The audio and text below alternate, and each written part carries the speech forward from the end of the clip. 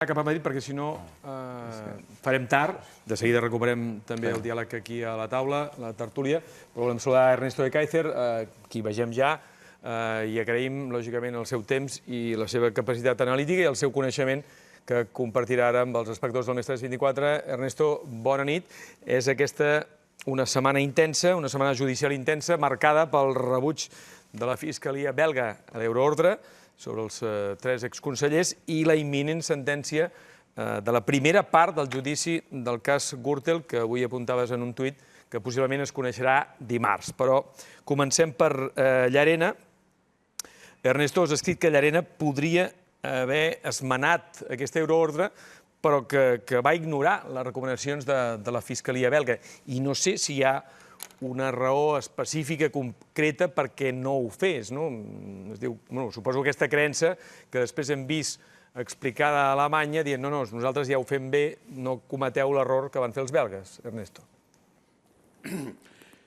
Buenas noches, Xavi, gracias por invitarme. Sí, es una semana importante. No solamente el fiscal belga ha propuesto inadmitir ad limine por falta de documentación la petición del magistrado Llarena, sino que el juez Coppens, es decir, el magistrado de primera instancia de Bruselas, pues ha decidido rechazarla. Las razones las conoceremos el lunes en una resolución escrita, que se difundirá a las partes el día lunes, así que estad atentos a vuestros corresponsales porque el lunes tendréis la resolución escrita. Yo creo que es importante, yo vengo ya hace semanas indicando que Llarena está haciendo una instrucción absolutamente no solo sesgada, sino incompetente desde el punto de vista profesional. Que al escucharme diréis, bueno, ¿y eso qué importancia tiene? Hombre, eso tiene mucha importancia, porque cuando eres incompetente profesionalmente, cuando no conoces áreas importantes del proceso penal, como puede ser la cooperación jurídica internacional y europea, pues pasa lo que pasa.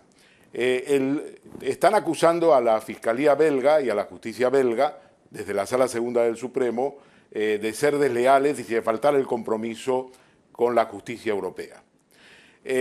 La verdad es que la Sala Segunda del Supremo diga esto es jocoso, porque es la Sala Segunda del Supremo la que ha estado de espaldas a la legislación europea, por ejemplo, en acuerdos marcos como la obligación de descontar periodos de prisión que pasan personas que las han cumplido en Francia y que son entregadas a España. Pues la Sala Segunda no quiere, no lo ha reconocido, ni siquiera ha querido plantear, como proponían algunos magistrados de la Sala Segunda, una cuestión prejudicial al Tribunal Superior, al Tribunal Europeo de Justicia de Luxemburgo. Entonces, que ellos ataquen a Bélgica suena a risa, pero además, en este caso, Xavi, es que el fiscal belga, el segundo de la fiscalía neerlandesa, de la división neerlandesa, el señor Dirk Merck, el 12 de abril, en una carta muy precisa, le pasaba, diríamos, lo que podíamos llamar, que te pasan, digamos, para que te copies en un examen, todos los elementos como para que pases el examen con una nota adecuada. Y sin embargo, Llarena... Per què no li fa cas a aquesta ordre tan clara que li marcaven els belgues? Per què desatén aquest suggeriment? Ja aquí comencen les teories, no? Diu, potser accepta més aviat... No, las teorías son todas inútiles. Las teorías tienen que ver con la persona humana, con la condición humana. Es un prepotente, un soberano, un soberbio, y ni siquiera, fíjate, Xavi, lo pasó a la Fiscalía. Tú sabes que desde el punto de vista procesal es la Fiscalía la que pide la euroorden. La facultad de pedir una euroorden, aunque la emite el juez, la pide siempre la Fiscalía.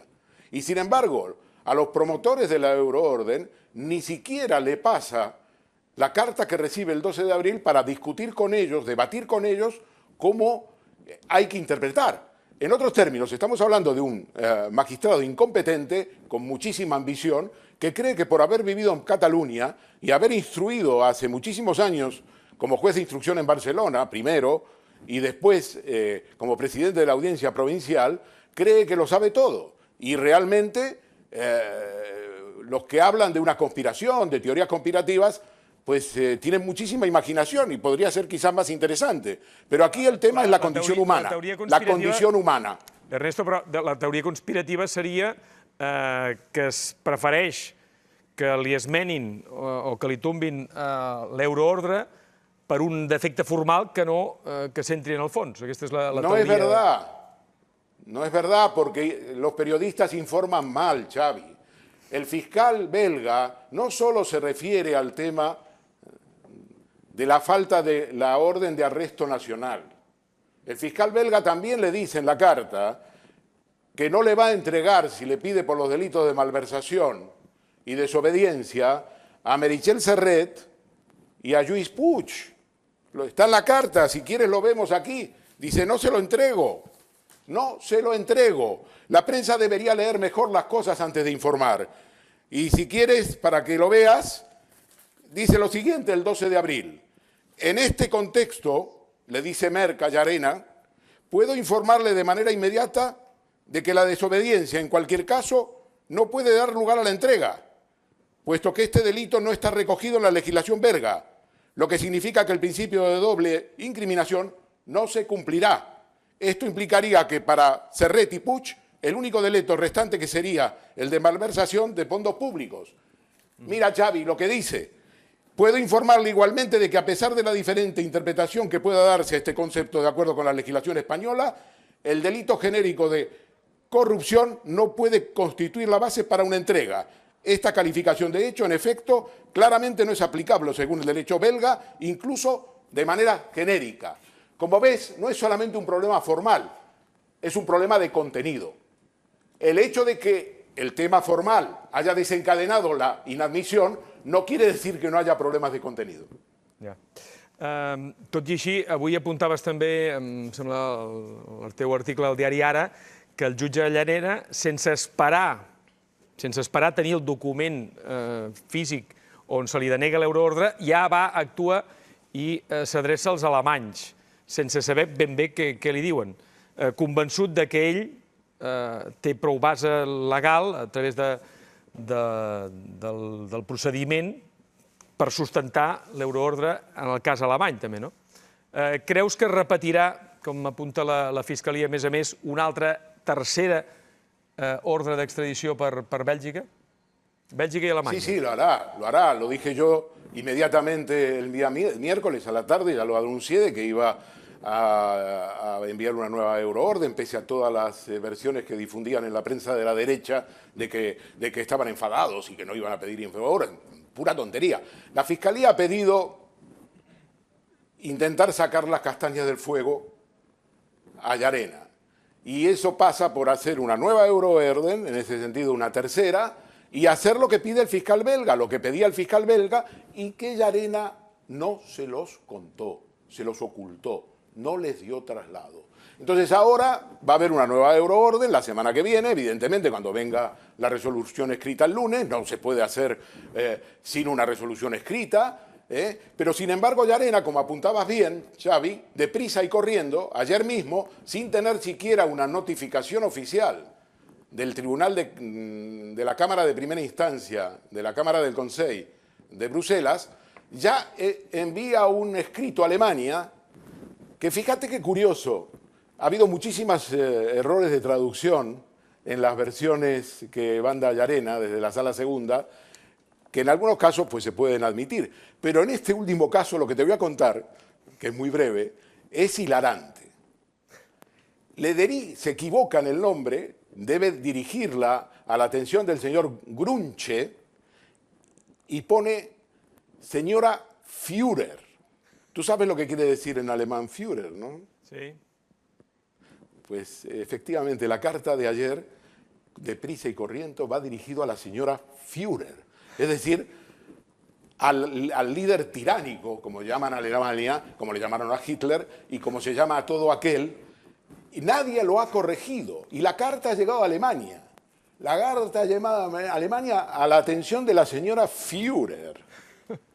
Es hilarante. Sí, realmente y esta carta de prisa y corriendo, lo que le dice a los alemanes es, no hagáis caso de los belgas, que el auto de procesamiento en España es el equivalente a una orden de arresto, lo cual es, desde el punto de vista penal, absolutamente incierto, no es verdad.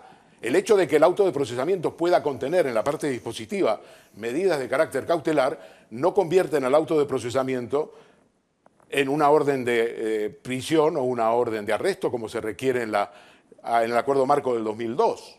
Y entonces le dice, no cometáis el error de los belgas, que el auto de procesamiento, en otros términos, en lugar de entender lo que está pasando, insiste en lo suyo, y sobre todo teniendo en cuenta que la Fiscalía le ha pedido que haga una orden, que haga un auto ratificando la orden de arresto, la orden de detención o la orden de prisión, como os parezca, y eso lo va a hacer la semana que viene, para quedar bien, para decir yo no me arrodillo ante los belgas, le dice a los alemanes, no hagáis caso de los belgas. Pero si la semana próxima, cuando mande la euroorden a Bélgica, con la nueva orden de arresto, con el auto de ratificación del arresto, seguramente lo volverá a enviar a Alemania.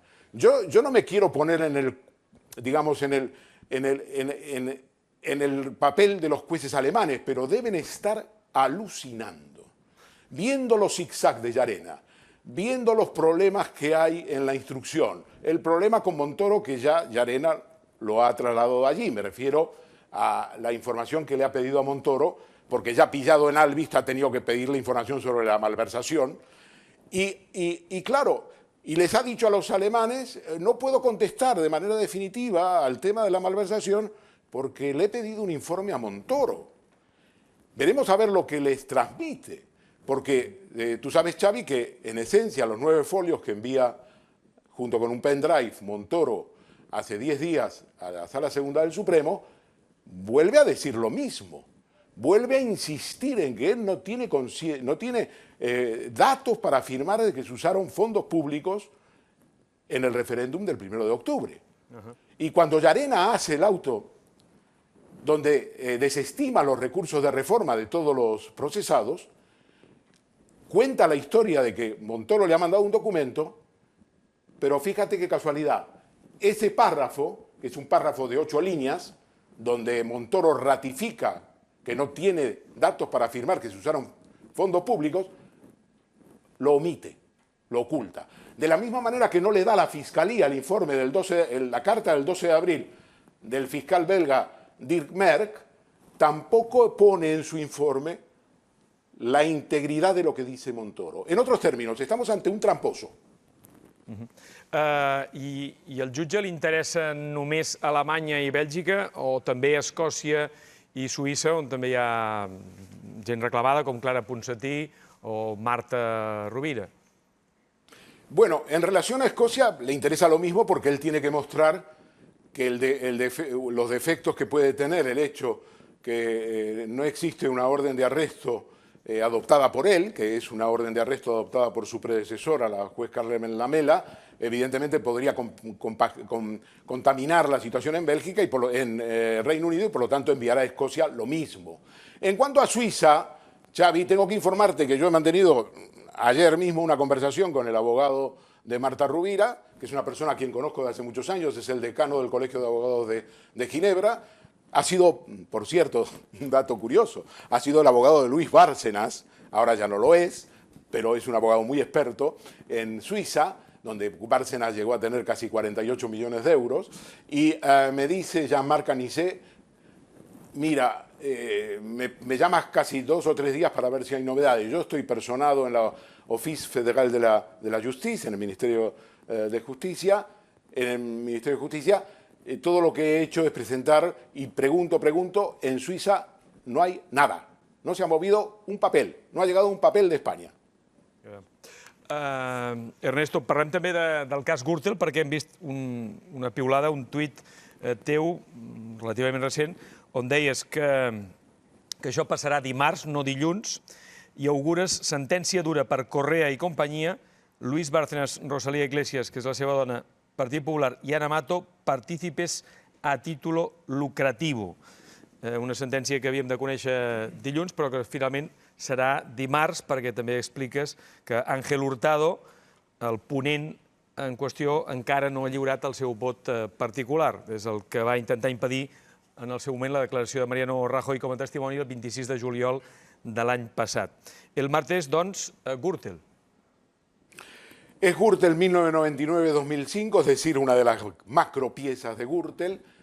También hay que decir de que quedan otras 7 piezas, por lo tanto es una larga pesadilla que va a durar años y años al Partido Popular, a Mariano Rajoy, sobrevivirá seguramente Gürtel a Mariano Rajoy muchos años, y efectivamente el tribunal es un guirigay, es un tribunal de 3 miembros, Ángel Hurtado era el presidente y el ponente, como bien has dicho y recordado, es la persona que a capa y espada se opuso a que Rajoy declarara como testigo, y que finalmente tuvo que declarar porque la mayoría del tribunal, formada por Julio de Diego y José Ricardo de Prada, decidió que debía comparecer y que no debía hacer tampoco por videoconferencia, y eso fue el 26 de julio del año pasado. Entonces, es un guirigay, ¿por qué? Porque Hurtado pues, ha perdido la ponencia. La ponencia es el magistrado que es designado por turno para redactar la propuesta de sentencia. Él la perdió ante la mayoría de Julio de Diego y de José Ricardo de Prada, y es un guirigay porque, habiendo perdido y habiendo la ley de enjuiciamiento criminal dicho que cuando pierdes una ponencia, porque hay una mayoría y tú eres una minoría, tienes que ceder la ponencia a un miembro de la mayoría. Y entonces Hurtado lo que hizo al perder, hace ya un mes y medio, es decir, bueno, yo voy a redactar una parte de la sentencia y vosotros redactáis la parte en la que no estáis de acuerdo conmigo. Es decir, troceó la sentencia, lo cual es una innovación absolutamente increíble, porque contradice la ley, pero aparte no se hace, y dijo, vosotros las partes en las que no estáis de acuerdo conmigo me la dejáis a mí. Evidentemente el tribunal no lo aceptó, no ha trascendido mucho, esto se va a saber el martes cuando se conozca la sentencia, y Hurtado había quedado hoy viernes en presentar su voto particular de minoría frente a la mayoría de Julio de Diego y de José Ricardo de Prada.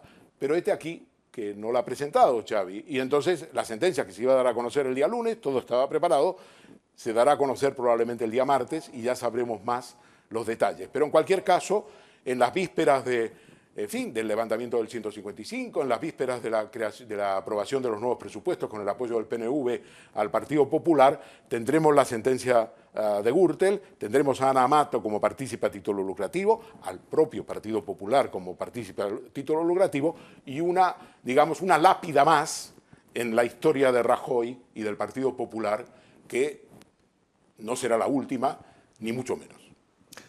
Doncs moltes gràcies. Ernesto Ekaizer, gràcies per tots aquests aclariments i informacions que Perdonad afecten... los tecnicismos, pero No. hoy día, perdonad los tecnicismos, Xavi, pero hoy día, sin formación penal, es imposible hacer periodismo en España. I tant que sí. Moltes gràcies, Ernesto. Gràcies. Bona nit, Madrid. Bona nit.